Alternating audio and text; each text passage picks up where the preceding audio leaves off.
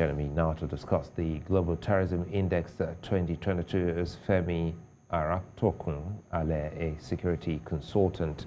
Femi, thanks for your time and good to see you. Now, according to the Global Terrorism Index of 2022, the total number of deaths from terrorism declined in 2021, fallen by 1.2% to 7,142.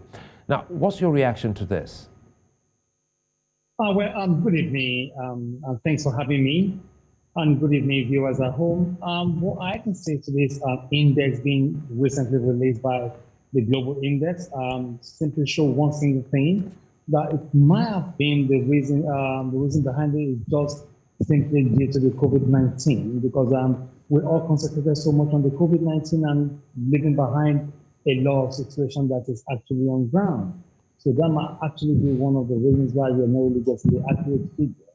However, if you look at where Nigeria is in place right now, when it comes to where we are and what we are dealing with, I think we have a lot to do, and it's a really big shame that we're not acting appropriately in terms of security the way we should act in Nigeria today.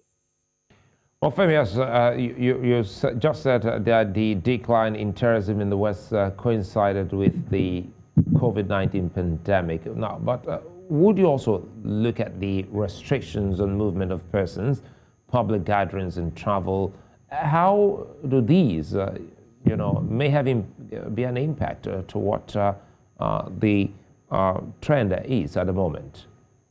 Well, you see, to be honest with you, the policy of COVID-19 restriction to movement, public gathering has actually impacted. It shows one thing. If we have our policies in place and we implement it very well, a lot will have been done by the use of putting our security strategy in place. But which sometimes we try to get it right. But I think due to political factors that we have in Nigeria today, it's so difficult for us to implement. This is one of the factors that is actually affecting putting so much in place in terms of getting the accurate figure. But let's leave all that aside. What I'm trying to let you understand these days, the policy that appear to hamper the whole world generally seems to have affected a lot of things, and in the actual fact is impacted positively, and we can see the negativity coming back against us in Nigeria, especially in the northeast, the southeast, and the across the board, across the country in general today. So we still need to do more to make sure that a lot is done. If the government can be so sincere to put a whole lot of security in place to tackle the insecurity we have today in Nigeria, a lot will be done, and the decline is definitely distinct quickly and dramatically. Now, 6 of the 8 Sahel countries are among the 10 most impacted countries for terrorism in sub-Saharan Africa. How does this insecurity affect governance and security?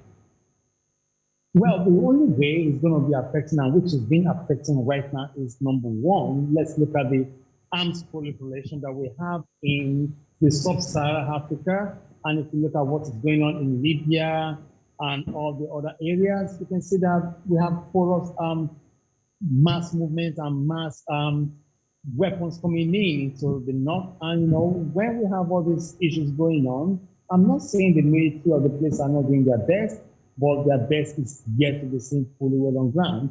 That means working alongside with other security agencies, which are the external body and the private bodies, must be held and must be really seen working together. This is one of the major reasons why things are what they are today. So the security situation in sub-Saharan Africa, particularly across the Sahel region, is worrisome. Violence is rising, whether in the shape of the Salafi jihadi activity, banditry in Nigeria, and coups in other parts of the continent. Well, what can be done to change the narrative?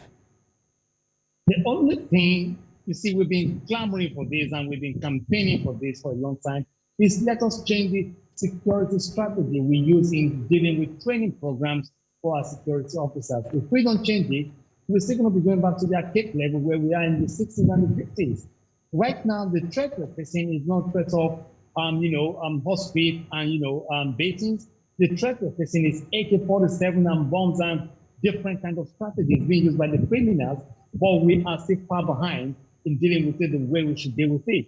Now, I'm not saying the military are not putting so much budget into it, but with other security agencies, we're yet to see anything on ground. So this is why all these insurgencies, all these coups seem to be on the high in our country today. And again, we don't really see the West, dealing with or supporting, because they have their own crises they're dealing with.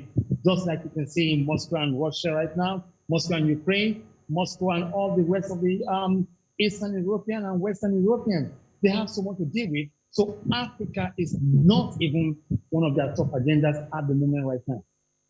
Femi Aratokun Ale, many thanks for speaking with us. Thank you so much, Father.